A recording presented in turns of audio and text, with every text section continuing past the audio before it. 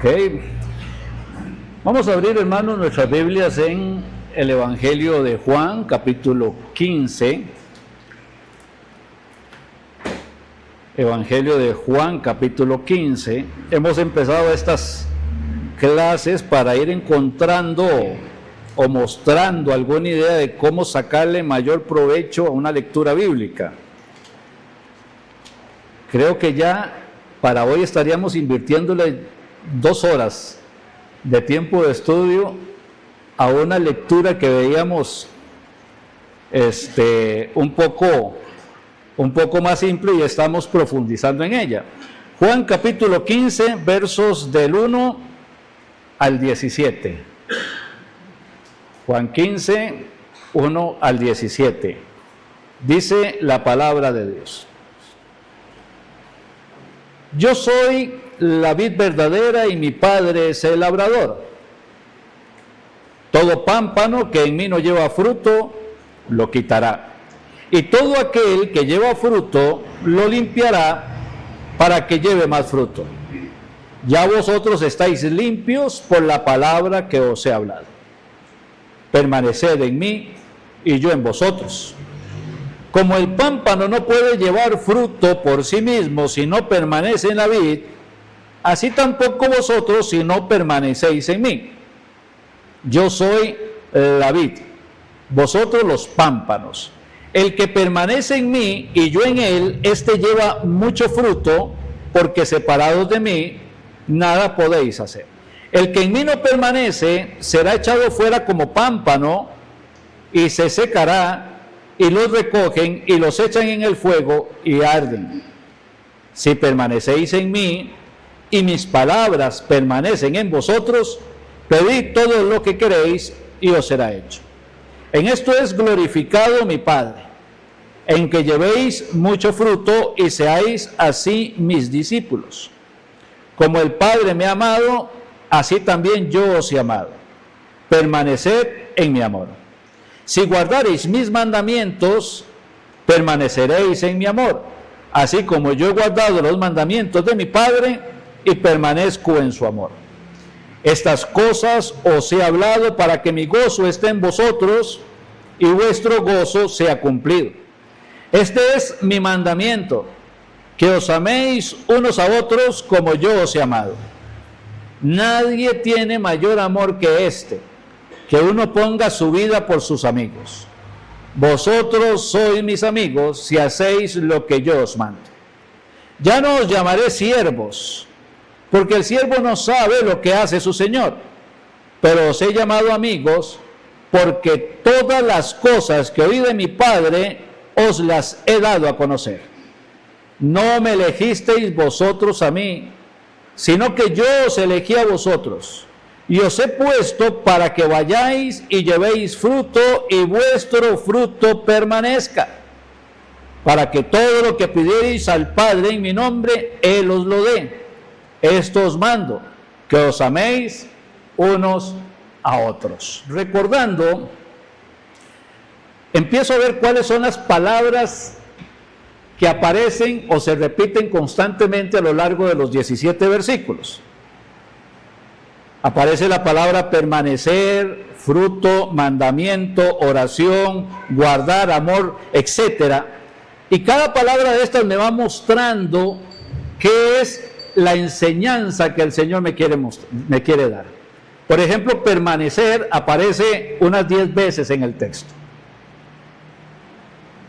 La razón del texto es para que llevéis fruto, que aparece otras tantas veces la palabra fruto.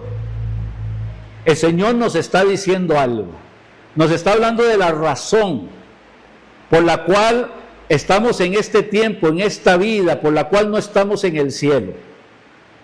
¿Cuál es la razón? Para que vayáis y llevéis fruto, y vuestro fruto permanezca. Ahora, ¿qué pasa con el pámpano si no tiene fruto? Será cortado y será echado en el fuego. ¿Qué significa eso? ¿Qué implica eso de será cortado y será echado en el fuego? ¿Será acaso que la salvación se pierde? Ahora, entendemos por las Escrituras que la salvación no se pierde. Entonces, ¿qué quiere decir? Que un pámpano que no da fruto sea echado y sea lanzado al fuego. ¿Qué quiere decir con eso? Porque si yo no lo tengo claro, si yo no lo tengo entendido, entonces, ¿cómo voy a sacar el mejor provecho a la enseñanza? Y si tengo que compartirle esto a otra persona, ¿qué le voy a enseñar? Algo que yo no entiendo. Por eso la meditación de la palabra de Dios es importantísima. Nunca se apartará de tu boca este libro de la ley, sino que de día y de noche meditarás en él. Meditar es más que leer. Para que hagas y guardes conforme a todo lo que en él está escrito, porque entonces harás prosperar tus caminos y todo te saldrá bien. ¿Qué es permanecer? Verso 10, si guardareis mis mandamientos, permaneceréis en mi amor, así como yo he guardado los mandamientos de mi Padre y permanezco en su amor. ¿Qué tengo que hacer para permanecer? Guardar los mandamientos, obedecerlos. Esdras capítulo 7, verso 10. Esdras había propuesto en su corazón inquirir la palabra del Señor, no leerla, meditarla profundamente, inquirirla, no dejar pasar por alto ni una tilde ni una jota, porque todo lo que el Señor dice tiene propósito y no se le puede agregar y no se le puede quitar, pero tengo que entenderlo para ponerlos en práctica, dice Esdras, y para poderlos enseñar consecuentemente. La palabra de Dios está siendo tomada de una manera muy ligera. Se le falta el respeto cuando no se estudia o no se medita como debe ser. Creer que porque leo la Biblia estoy siendo el mejor estudiante no alcanza. Y mucho menos en este tiempo donde hay tanto tipo de doctrina extraña, que la Biblia dice doctrinas anatemas. Entonces, cuidándonos de no caer en una doctrina anatema, cuidándonos de no caer en una deducción personal, yo creo que esto significa, tengo que hacer un esfuerzo mayor para estudiar la Escritura. Entonces, el verso 2 es la llave que me va a permitir entender de qué se trata los 17 versículos. Vamos a prestarle un poquito de atención a ese segundo verso. Dice, todo pámpano en mí que no lleva fruto lo quitará, y todo aquel que lleva fruto lo limpiará, para que lleve más fruto. A esto, por si les aparece la palabrita por ahí en algún libro, se le dice el masá, que es una parábola, una comparación, algo que el Señor está haciendo para que personas que a veces nos cueste comprender algo, tengamos la facilidad de comprenderlo. Jesús se compara con una vid. El Padre es el que sembró la vid, es el que cuida la vid. Y los que estamos en Cristo somos los pámpanos o los sarmientos de donde va a salir fruto. Esta imagen de la vid con los sarmientos y el labrador, que es el Padre, es la iglesia, donde Cristo es la cabeza, y cada persona que ha recibido al Señor Jesucristo como único y suficiente Salvador personal es un sarmiento, un pámpano, y está con el propósito de que dé fruto. Pero no solo dice de que dé fruto, sino que dé mucho fruto, y que ese fruto permanezca. Ya tenemos la imagen, que es la que hemos venido hablando anteriormente. Ok.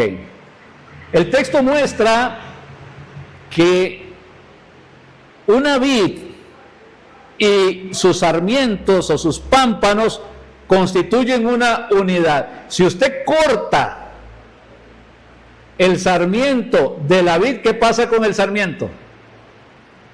¿Qué pasa con esa ramita tierna que es la que da el fruto, de donde sale el fruto? Si usted la corta, ¿qué pasa? muere, seca, y desde luego no puede dar fruto. Pero la vid se seca. No. La vid permanece. Porque la vida que hay ahí no está en el sarmiento, está en la vid. ¿Quién es el que le da vida a la iglesia? ¿Los cristianos o Cristo? Cristo. ¿Quién es el que añade a la iglesia a los que han de ser salvos? ¿Los cristianos o Cristo? ¿Quién es el que convence al hombre de pecado, justicia y juicio? ¿Los cristianos o el Espíritu Santo? ¿Quién es el que guía al hombre al arrepentimiento? ¿Los cristianos o el Espíritu Santo? Entonces, ¿de quién es la obra? ¿Quién le da vida a quién? ¿El cristiano le da vida a la iglesia? ¿O es Cristo el que le está dando la vida a la iglesia? Consecuentemente al cristiano. El problema es que a veces la iglesia está haciendo a un lado a Cristo, y Cristo empieza a ser, como dice don Samuel, el gran desconocido de la iglesia. Conocemos quién es Pablo y conocemos quién es Pedro, y hablamos de quién es Moisés, y sabemos hablar de quién es David. A veces los niños conocen más la historia de David y Goliat que la historia de la cruz. Porque se nos olvida que el personaje principal, el que le da vida a todo, es el Señor Jesucristo. ¿Qué es lo que pasa cuando un hombre que estuvo en un púlpito enseñando cae en pecado? ¿Qué pasa con la gente que tenía los ojos puestos en él? Se desaniman, se afligen, se entristecen, se apartan, etc. Pero ¿qué pasa cuando las personas no tenían los ojos puestos en él, sino los tenían puestos en Cristo? Pues les da tristeza, pero ellos continúan. ¿Por qué? Porque tenían sus ojos puestos en Jesús, autor y consumador de la fe.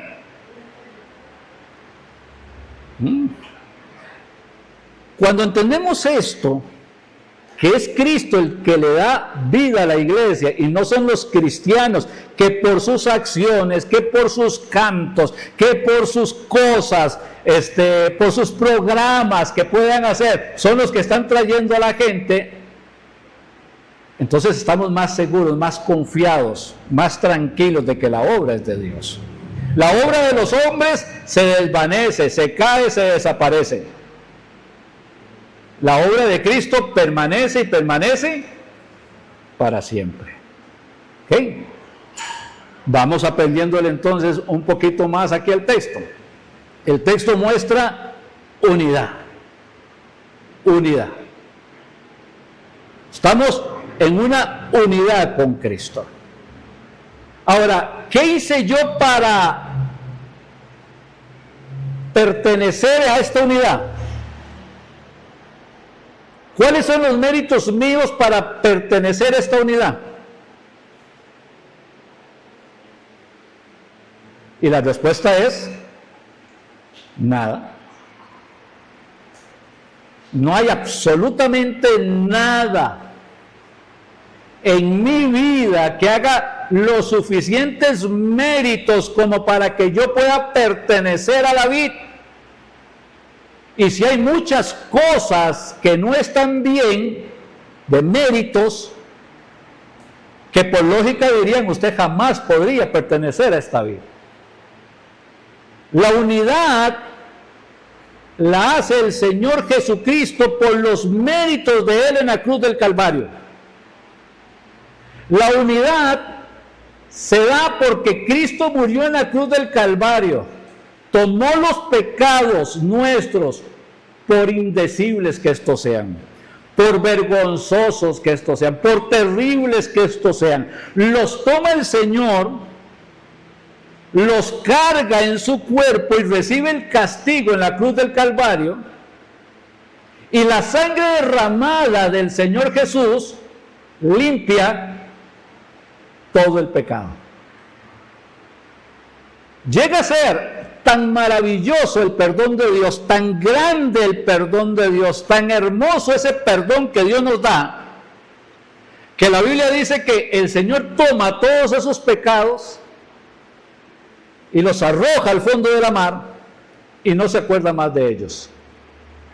En otras palabras, cuando venimos delante del Señor con un corazón arrepentido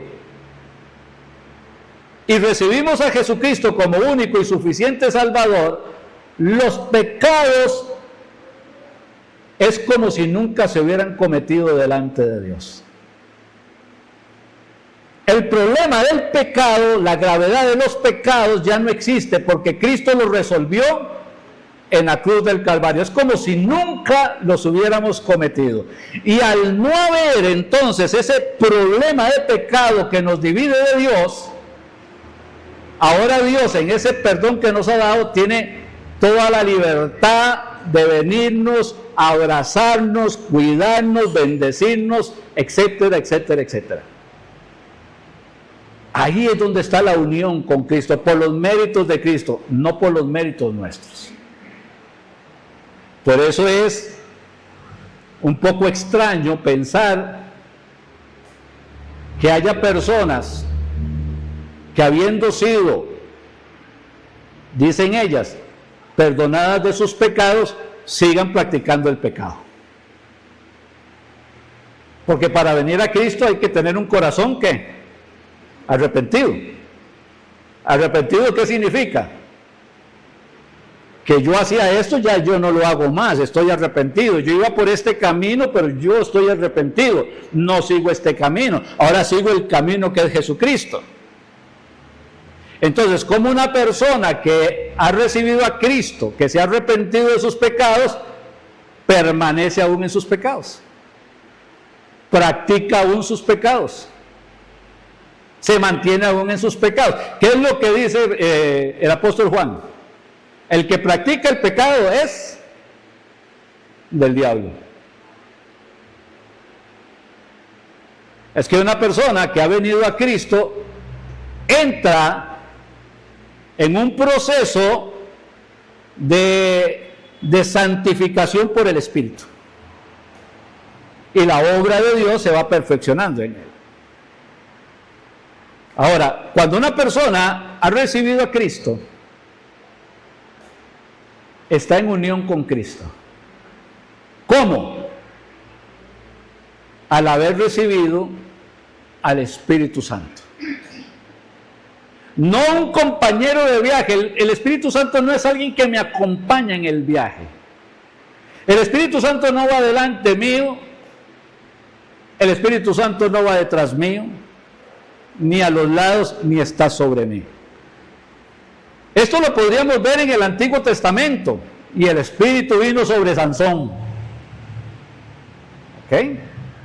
El Señor Jesús le decía a los apóstoles, el Espíritu que está con vosotros en ese momento y estará en vosotros. Esto se da en el Pentecostés. En el momento en que una persona recibe a Jesucristo como único y suficiente Salvador, recibe el bautismo del Espíritu Santo.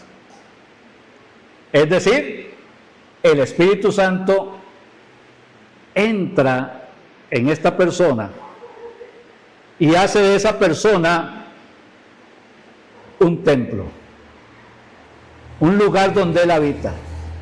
Por eso dice la palabra de Dios, mas vosotros sois templo de Dios. Otro versículo, mas vosotros sois templo del Espíritu Santo, el cual está en vosotros, el cual tenéis de Dios y que no sois vuestros. Porque habéis sido comprados por precio. Glorificad pues a Dios en vuestro cuerpo y en vuestro espíritu, los cuales son de Dios. Porque ahora el cuerpo ya tampoco es mío, es el templo del Señor. Y todo vuestro ser, espíritu, alma y cuerpo, sea guardado irreprensible hasta la venida del Señor Jesucristo. Y todo esto hace que yo entre en esa unión con el Señor Jesucristo. En una unión permanente, en una unión completa, en una unión perfecta, y tan perfecta que no tiene final. Un matrimonio tiene final. ¿Hasta cuándo? Hasta que la muerte lo separe.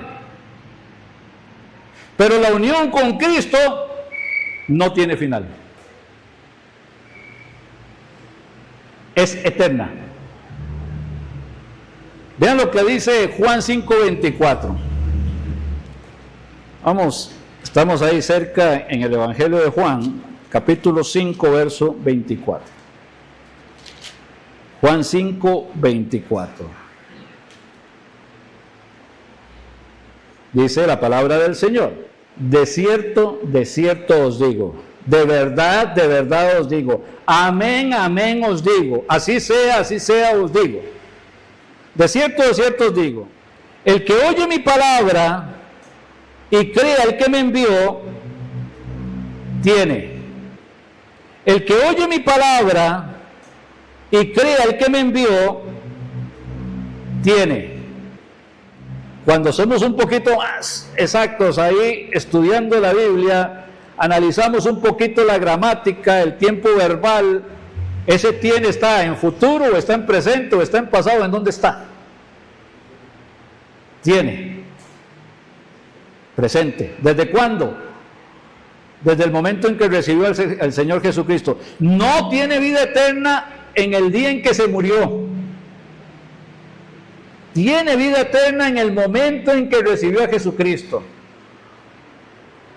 Tiene vida eterna. La siguiente oración: y no vendrá condenación. Ya no hay condenación y no vendrá condenación, mas ha pasado de muerte a vida. Otro texto: ninguna condenación hay para los que están con Cristo Jesús. No, en Cristo Jesús. No es lo mismo estar con que estar en Cristo Jesús. Es una unión real, verdadera. El sarmiento con la vid con el sarmiento. De modo que si alguno está en Cristo, otra vez, no con Cristo, nueva criatura es. Las cosas viejas pasaron y aquí todas son hechas nuevas. No hay condenación para el que ya es salvo. No se puede perder la salvación. Si alguna persona dice, es que yo perdí mi salvación, es que no se puede perder lo que nunca se ha tenido. Se puede venir a una iglesia, se puede ser religioso. Es más, estos religiosos pudieron hasta servir a Cristo, pudieron ser predicadores y haberse muerto y haberse ido al infierno. Porque la religión no salva a nadie. Esto tiene que ver con la obra de Cristo en la cruz del Calvario y su resurrección de entre los muertos. De cierto os digo, el que oye mi palabra y crea el que me envió, tiene vida eterna y no vendrá condenación, mas ha pasado de muerte a vida. Así que la unión con Cristo y la comunión con Cristo son dos cosas diferentes. El texto que yo estoy leyendo me habla de la comunión con Cristo, no de la unión con Cristo. La unión ya la tengo. La unión ya la tengo. El problema no está en la unión, porque la unión está segura, por Cristo, porque ya fuimos sellados con el Espíritu Santo de la promesa, dice Efesios 1:13. La unión está segura. El problema no es de unión, el problema es de comunión. Tiene que ver con la comunión, el texto tiene que ver con la comunión. No tiene que ver si mi salvación se pierde o no se pierde, esa está en Cristo. De hecho, cuando leo el contexto me estoy dando cuenta que le está hablando a gente que ya estaba o que ya creía, que ya estaba en Cristo, que caminaba con Cristo, etc. No le está hablando a gente religiosa, no le está hablando a impíos, está hablando a personas que ya están en Cristo. No es un asunto de la unión con Cristo, es un asunto de la comunión con Cristo. Son similares, pero no es lo mismo. Y si yo las cruzo o trato de enseñarlas juntas, voy a llegar a un enredo que después no hay ni quien lo entienda. Este texto me habla de la comunión con Cristo. Comunión con Cristo. ¿Ok? Entonces la unión ocurrió cuando recibí a Cristo. La comunión tiene una responsabilidad humana. La comunión tiene una responsabilidad humana. ¿Cuántas advertencias de comunión tenemos en la Biblia? Dice, despojados del viejo hombre. Es que hay creyentes que les cuesta avanzar en las cosas espirituales y todavía siguen luchando, manteniéndose en las cosas del mundo. Dice la palabra de Dios, la mujer sabia edifica su casa, la necia con sus manos la destruye. Pero a veces hay mujeres cristianas que les gusta destruir su casa. No la edifican, no la cuidan, no ganan a su marido con el testimonio. El hombre tiene que amar a su esposa como Cristo amó la iglesia. El hombre tiene que tratar a su esposa como vaso más frágil. El hombre no tiene que ser áspero con su mujer. Pero ni la ama como Cristo amó la iglesia, ni la trata como vaso más frágil, y más áspero no puede ser. Y Dios nos está dando los consejos para que tengamos una vida feliz, un matrimonio feliz, una familia feliz, en medio de un trabajo donde podamos sentirnos plenos, sirviendo a Cristo para anunciar las virtudes de aquel que nos llamó de la luz, de las tinieblas a su luz admirable. Hay algo que es la responsabilidad humana. La mujer tiene que determinar edificar su casa. El hombre tiene que determinarse a amar a su mujer como Cristo amó la iglesia. En el trabajo tenemos que hacer todo como para el Señor y no para los hombres, sabiendo que de Él recibiremos la recompensa de la herencia, porque a Cristo el Señor servimos. Y todo esto tiene que ver con obediencia. Dios me da la palabra, me impulsa a escuchar la palabra, me da la sabiduría para comprender la palabra. En el Espíritu Santo tengo la fuerza para obedecer la palabra. Ahora queda la responsabilidad humana. Sujetados bajo la poderosa mano de Dios para que Él los exalte cuando sea tiempo. Despiértate tú que duermes, levántate de los muertos y te alumbrará Cristo. Mire cuántas cosas el Señor está llamando a que nosotros los cristianos cambiemos de una condición muy neutral, si se quiere, muy humana, a un punto muy espiritual, que es lo que Dios quiere. Si alguno quiere venir en pos de mí, niéguese a sí mismo, tome su cruz cada día y sígame. Y Pablo dice, lo entiendo, Señor, pero es ahora con Cristo estoy juntamente crucificado, ya no vivo yo, o ya no vivo para mí, ahora vivo para Cristo. Lo que vivo en la carne lo vivo en la fe para el Hijo de Dios. Hay una responsabilidad humana. Dios me lo pide, Dios me lo demanda, Dios me lo ordena. Pero yo no estoy programado para obedecer. Mi obediencia a Dios tiene que ser ¿qué? Voluntaria. No obligada, porque si hay obligación no hay amor. Le preguntan a la esposa, ¿y por qué usted sigue viviendo con ese hombre? Dice, porque no tengo de otra. No me queda de otra. Eso es voluntario. Eso es obligado. Si el esposo llega a escucharla, ¿cómo se va a sentir el esposo? Triste, humillado, degradado, pisoteado, todo lo que usted quiera. Mi esposa vive conmigo, pero no me ama. Mi esposa cuida mi hogar, pero no me ama. Mi esposa cuida a mis hijos, pero no me ama. Mi esposa está en este lugar, pero no le agrada estar en este lugar. El corazón de mi esposa está en otro sitio, no está aquí conmigo.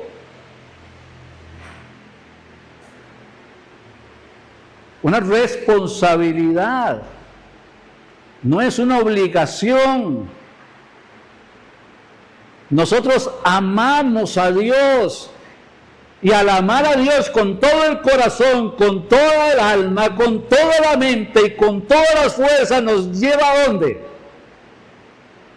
A rendirnos a Él, a obedecerle a Él, a tomar su palabra y decirle: Señor, tengo problemas con esta área en mi vida, tú me pides esto, pero a mí me cuesta luchar, pero yo quiero rendirme ante ti, Señor, dame la fuerza para que esto pase y poder que esto que me estorbaba para servirte ya no esté más y seguir adelante para dar gloria a tu sagrado nombre.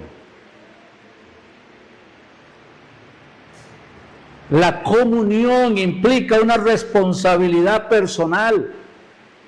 La unión se sostiene por los méritos de Cristo, pero en la comunión nosotros tenemos la responsabilidad de obediencia, la responsabilidad de entrega. El no comprenderlo a veces nos hace más fácil pensar: es que esa persona no es salva. Bueno, esa persona puede ser salva, pero es desobediente. No se humilla ante la poderosa mano de Dios para ser exaltado cuando sea tiempo.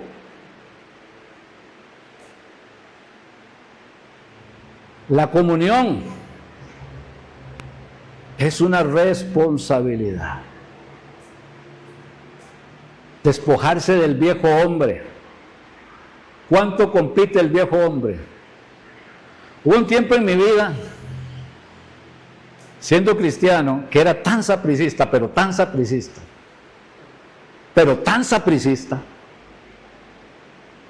que yo llegaba a la esquina, la iglesia estaba a la derecha y la parada de bus a la izquierda. Y a veces no soportaba la tentación y me montaba en el bus y terminaba en el estadio. Era tan sapricista, pero tan sapricista, que si los jugadores se mojaban en el aguacero, yo estaba en la gradería mojándome con ellos. Era tan sapricista, que si Saprissa perdía, lloraba. Y si era con la liga, lloraba 2 veces. Era tan sapricista, que cuando empezaron a transmitir los partidos los domingos a las 11 de la mañana, el pastor a las 11 no terminaba el mensaje. Y tras de eso a veces le daba por seguir un poquito más, y uno que ya terminó.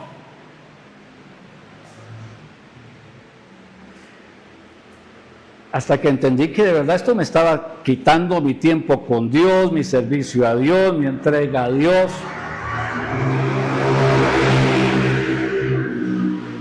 Era mi responsabilidad. El Señor me da la gracia para poder salir de esto, para no tener un ídolo de este tamaño.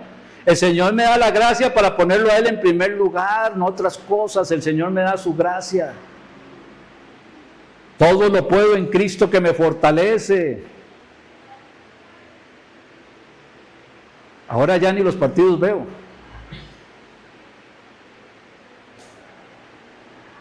Me extraña. Jamás pensé que esto pudiera ocurrir.